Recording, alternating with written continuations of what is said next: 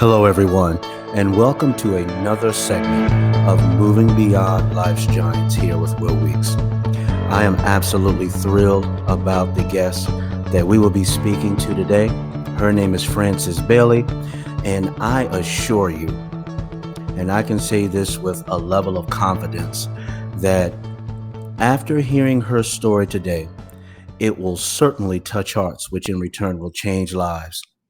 And I also believe that after hearing Frances Bailey's story today, it's definitely going to save some lives as well. So, once again, I would like to thank Frances Bailey for talking with us today. Hello, Frances. How are you? I'm good and you? I'm I am great. absolutely awesome, absolutely wonderful. Again, thank you so much for taking the opportunity to come and talk with us. I truly believe that this is going to be an amazing breakthrough for so many people. Absolutely. Yes. Well, let's go ahead and hop right in there. You know, I'd like to first start by talking with you a little bit about your family values, the family structure that you grew up in, being that drove so much of the initial decisions that you made in the early part of your life. Talk to us a little bit about those early years and your family and the values that they imparted into you. Absolutely. I was raised in a Christian filled home um, where we had prayer nights. We had to read a scripture every night. We had quiet time.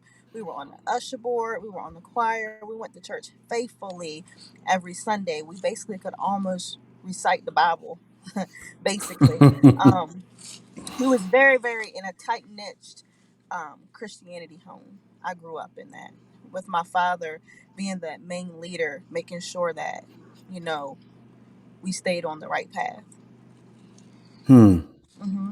So, being raised in a Christian home, I'm sure Yes, there were lots of Christian morals and Christian values that were imparted into you, correct? absolutely. There was no such thing as shacking up. You had to get married.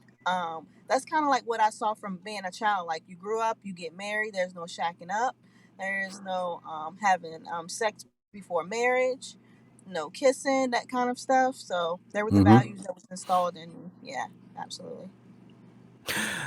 Now, in those early years, did you adhere to those values or did you find yourself straying away from those principles that were imparted to you as a young lady? Absolutely. I actually did adhere to some of those values, but as time went on and I grew up, I started to drift away, unfortunately, of what was, how unfortunately how my dad tried to raise me. I started to make depart my way away from Christ and the Christian values and kind of wanted to do my own thing. And Okay. yeah.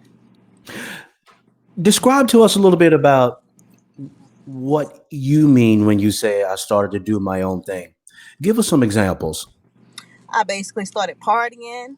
I was hanging out. I started shacking up. I started having sex before marriage. I started doing Mm, all of those things that my father taught me that we weren't supposed to be doing.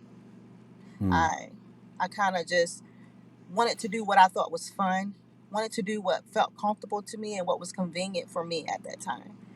Not Okay. really, yeah, So once again, it was all about you. It was not about living the Christian life and really understand the oracles and the principles of Christ. right. You just got to a point where it was about Francis Bailey, what Yeah, made Francis Bailey feel good, and that's what you went with. yeah, absolutely. Well, I was a Collins then, so it was what Francis Collins wanted to do. Okay. Yeah. Okay. Thank you for the correction. So at some point, those decisions that you made, what kind of paths or roads did they eventually take you down? They actually led me down the the roads of so many several different things. One of them was engaging in a toxic relationship. I Hmm. went into a toxic relationship and I engaged in it and I stayed in it, following trying basically trying to follow some of those Christian principles, but I shouldn't have stayed in something that was toxic, but I kind of was confused, as per se, young, wanted to please my parents, Hmm. um, get married. So I married into a toxic relationship. Hmm. Now, what I'd like to do is have you to really paint a real picture of what toxic means, because I'm sure with a lot of the listeners, everyone has a different definition or a different picture, if you will, of what toxic means as it relates to a relationship. So, kind of put your mind in rewind, if you will, and just kind of walk us down memory lane a little bit and explain to us when you say toxic, what does that involve? I think toxic involves selfishness, um, emotional, physical, verbally abuse, being that, always feeling condemned for something or making things feel as though things are your fault in a relationship when they aren't, manipulation, witchcraft, holding things over your Hmm. head, trying to keep control of you. They're all examples of being a toxic relationship. Hmm. What age were you at this time? I was 18 years old. So you were 18 Yeah. when you initially was involved in this toxic relationship. Yes. Tell us specifically some of the things that began to happen while you were involved in this relationship. I began to lose sense of who I was. I was physically abused. I was emotionally abused, verbally abused. Um, I felt like I felt like nothing. I felt like the dirt on the earth. I felt like I didn't even have a reason to live. You know, Hmm. Yes. it was very, very bad.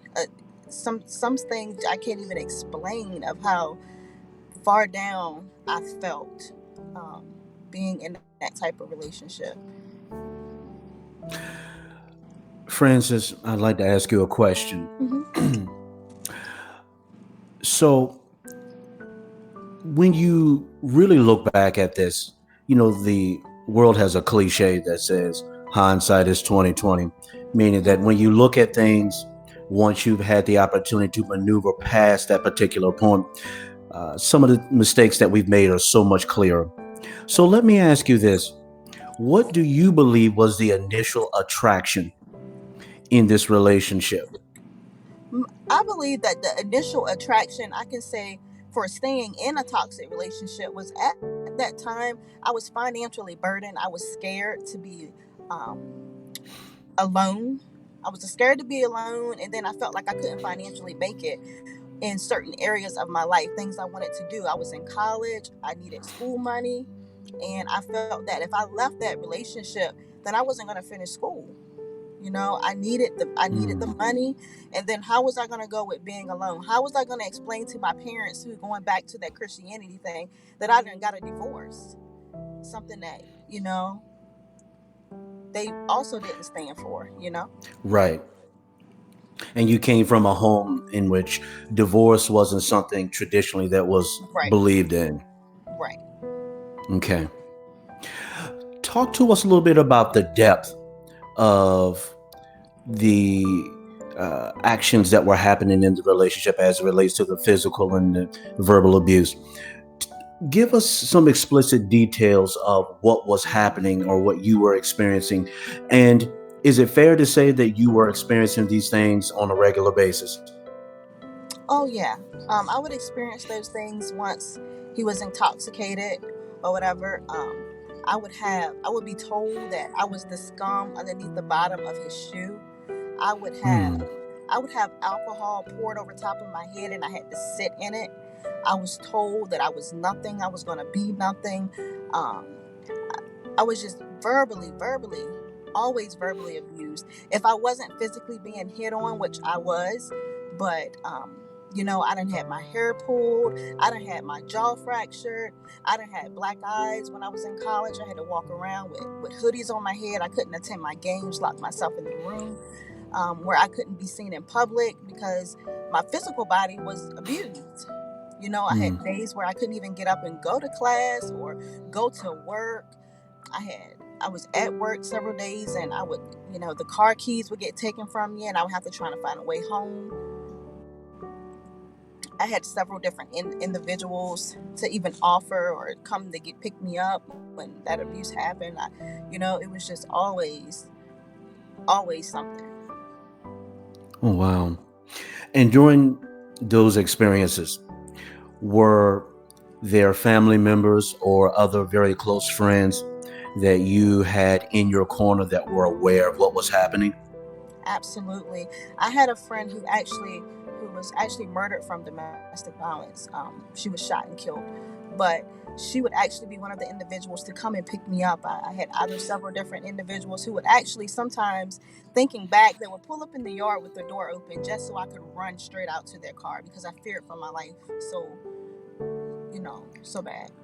Yeah. Oh, wow. Were your family aware of what was happening to you during these moments? My family was not aware of what was happening until one night I was beat and I ran out of the house initially down the street. And there was a car who picked me up and they took me to my mom's house. And upon me entering in the house, they saw my face. And my dad was livid. He just completely lost it. They didn't know that I had that going on. I was hiding it for a certain amount of period of time. And then once they knew, I still stayed. And they knew, but what could they do? They knew what was going on after the fact, but before, no, I hid it for a long time. Now, Francis, did this abuse start prior to the marriage, or was this something that began after you said "I do"? No, the abuse was before I got married. But just thinking, oh, falling in love with potential, or it's going to get better. He's going to get better. It's not going to be like this. He's going to see that I'm worth more than him putting his hands on me. And unfortunately, it didn't change. It didn't change. Hmm. But I married into that, knowing what I was getting into, and it was all too because another thing, I didn't want to be alone. I wanted to do what I Okay. saw my family doing. I wanted to Hmm. prove to my mom and dad that I could get married the same way they were married for years. Hmm. Yeah, And so I'm making a statement, and by all means, correct me if I'm wrong or if I'm okay, off target. But what I'm hearing is you grew up in this loving two-parent home, absolutely, and you wanted that as well. absolutely, absolutely. Yeah. And yeah. Go ahead. I'm listening. And instead of one thing my parents used to always tell me, my dad used to tell me, wait on God. And one thing I did not do was wait on him. Mm, I wanted it on my time, on my mm, schedule, on my mhm. flesh, what I needed, filling voids. And I didn't wait on God. Yes. And reap some hefty consequences. Absolutely. Now, talk with us a little bit about what was happening to you emotionally. I'm sure that with all of the different levels of abuse that was happening to you, there had to have been a lot of impact on you emotionally, on you mentally. Talk with us a little bit about the different things that began to happen. Upon being in that relationship, I then went down the roads of alcoholism. I began to Mm, self medicate myself with alcohol to ease sometimes the pain, to ease the thoughts, to ease the fact or hide the abuse. So I would self medicate myself instead of talking to people about it because sometimes I would hide it. I also felt when I tried to leave the marriage, it was very very hard, and I fell into a depression state where I actually tried to commit suicide twice. I attempted suicide. I was sent to a behavioral center where I had to be evaluated. I was in there for months trying to get mm, myself together, and still the stalking from that marriage was still happening. I was getting calls while I was in the institution, still threatening, still making jokes of the fact that I tried to commit suicide, trying to get out of it, and I was still being buried. That's what I felt like. mm. And with the different things that were happening, as Mhm. far as the suicide attempts, Hmm. as far as the alcoholism and Hmm. self-medicating. Hmm. And in addition to that, you were also self-medicating with prescription drugs, correct? Absolutely. I was abusing pain pills. I was taking them, easing my pain, and chasing them with alcohol. That was my everyday self medication. That's how I Hmm. made it through. Made it through each day. How long? How long did this go on for, Francis? Well, it went on for some years. Like I said, the Hmm. abuse was happening before the marriage. I was married. I married in 2005, and it was happening before then. And I officially walked out of it in 2011. So this went on. Even after I decided I was going to walk out of that marriage, the stalking still happened outside of my windows, following my car. I mean, I was scared for my life. Sometimes I would wake up in the middle of the night and the individual would be in the house, standing over me, smelling parts of my body, um, just Wow. cereal, and I'm like, get out, and that's what I had to go through. And that's one of the reasons why it led me to the suicidal attempt. I felt like even on my way out, there was still no way out. If I had to deal with the Hmm. stalking and that for the rest of my life, what reason did I have to live? That's how I felt. Hmm. Hmm. And you felt as though you were crying out for help, but there was no one answering the Abs- call. Absolutely. Hmm. Francis, let's talk a little bit more about the stalking because I know in our conversations prior to us actually doing this broadcast, there was a particular point where you knew because of some events that had happened that either something had to give, you had to get out and you had to get the help that you needed, or you were literally going to die. Absolutely. It was it was one night, one day, actually when I was leaving, while I was actually trying to sign the papers through legal aid to get my divorce. And he basically took me and put me in the car and rode me around for hours, beating me in the car. And after hours of continually beating me, slamming my head into the window, punching me in my face, hitting my legs with a pipe, he looked at me and said, "Okay, I will stop beating you. I'm just going to kill you and kill myself." And when he took the gun out, he took a gun out and he placed it on his lap. And I knew right then that I was going to die. That was my day. I was going to die. I was going to die. And I began to know that it was nothing else that I could do. Um, but thanks be to God, he sent a guardian angel, a lady who just so happened to get off of work early. She had no reasons to be coming out.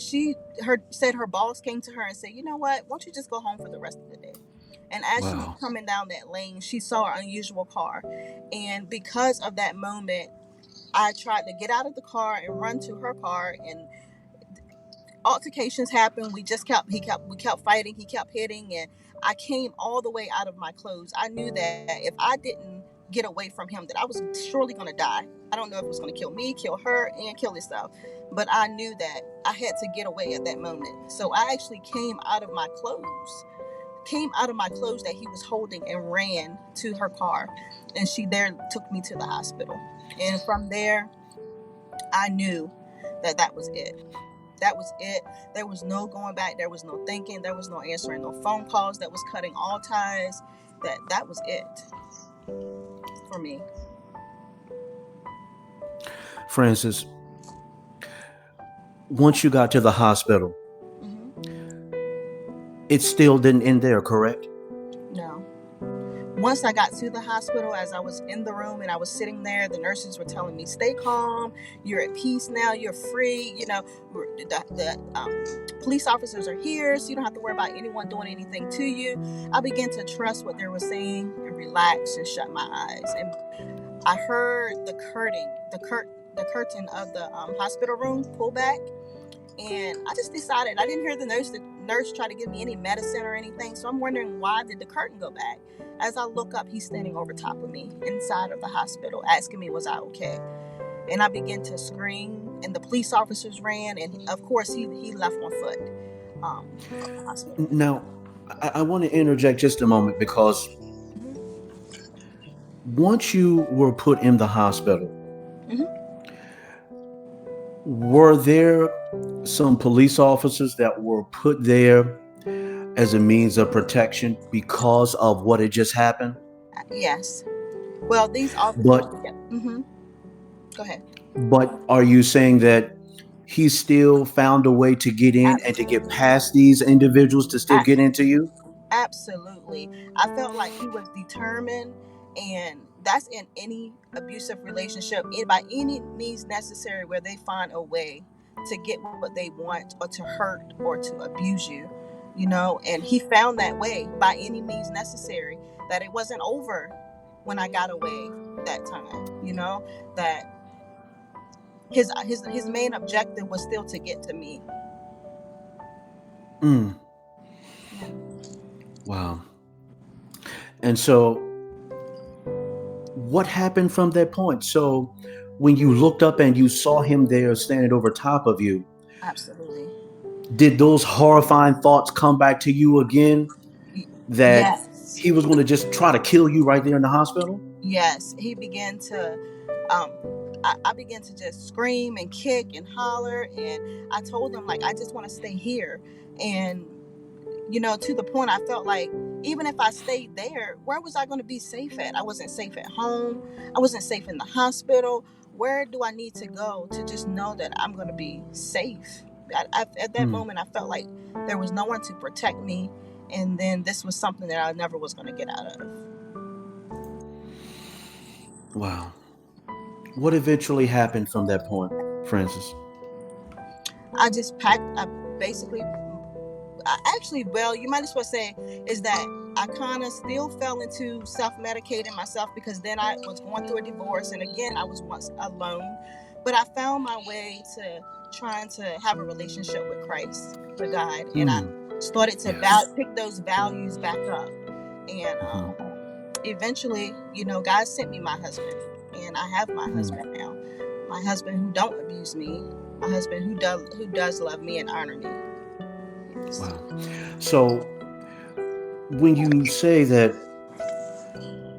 you established this relationship with Christ, Mhm. I just want to make this clear that this was more than just lip service, because there's a lot of people who will profess Christ because of circumstances and circumstances alone.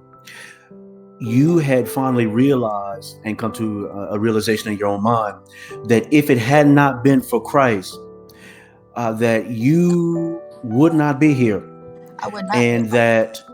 and that there was further purpose from this story to be a blessing to other people. Am I correct? Yes, absolutely. If it was Hmm. not for God, I mean, I knew that I could have lost my life when I attempted the suicide. I could have lost my life the many times he put guns to my head and it didn't work. I could have lost my life that day when he attempted for the last time to want to kill me, Hmm. but there was greater purpose. And even in Hmm. that dark area of my life, God birthed a ministry now where I reach those and talk to them about not settling, and not being afraid to be alone, and not being afraid to wait on God. Hmm. Yeah. Francis, talk to us a little bit briefly about the ministry that you're in now, the ministry that has been birthed because of this life story that you have. Yeah, I have actually birthed a ministry called Red Door Empowerment. It's actually an organization and a ministry, where I am a certified life coach, a life recovery coach, and a life empowerment coach. And I basically I educate, equip, and empower those to walk out of things holding them hostage, overcome, walk in deliverance from those to reach their destiny. Because that's exactly what I had to do. I had to walk out of all of these things that was holding me hostage. I had to walk free from the abusive marriage. I had to walk free from the alcohol addiction. I had to walk free from the pain, abusing the painkillers. I had to walk free from fear. I had to walk, fear from being alone, and overcome that stuff. I overcame, and now I'm walking in deliverance, and I'm reaching my destiny. And that's what Hmm. I help those to do now. That is absolutely amazing, Francis. That is amazing. And so, do you get an opportunity to share this story often with the individuals that you're working with? I actually, not even just like last week, I actually shared this story with a young lady who was actually going through the exact same thing, and it was the same consequences, the from the Mm, effects of being in an abusive marriage. You know, mm, and I actually had the chance to talk to her. I help a lot of people who are in life recovery, trying to recover from, because once they leave the marriage, now they have another demon. They're battling that addiction. The marriage is over. Now mm. they're still stuck in something else. So I teach them life recovery, recovering, being delivered, and starting over. Absolutely amazing. Francis, Hmm. thank you so much Absolutely. for touching our lives with just the different fragments of your life story. It's really amazing to listen to you, to listen to your strength, to listen to where God has truly brought you from, and to see that you are actually using your life story and the different challenges and hardships that you've had to endure now to be a blessing to others.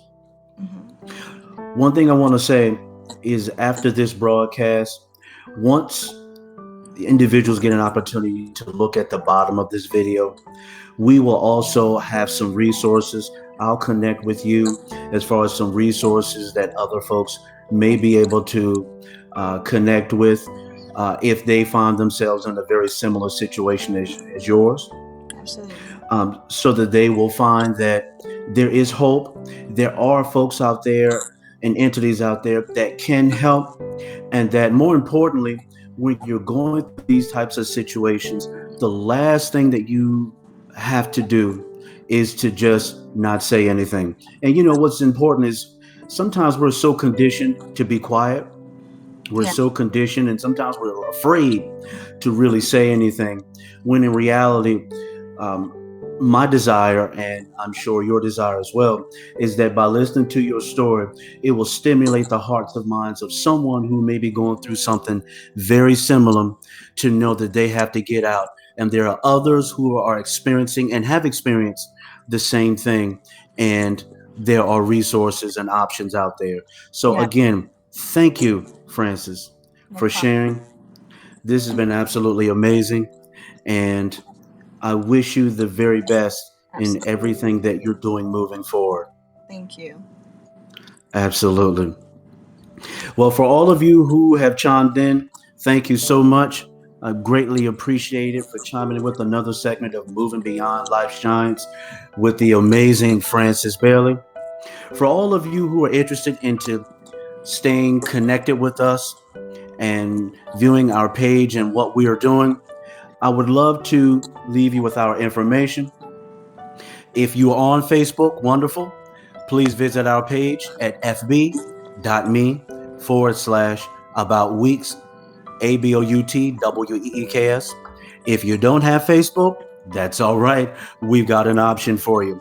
You can visit us directly on our website at www.aboutweeks.com. Once again, www.aboutweeks, ABOUTWEEKS.com. Once again, thank you again for chiming in with Moving Beyond Life's Giants. And until next time, God bless, be safe, and we will see you again soon.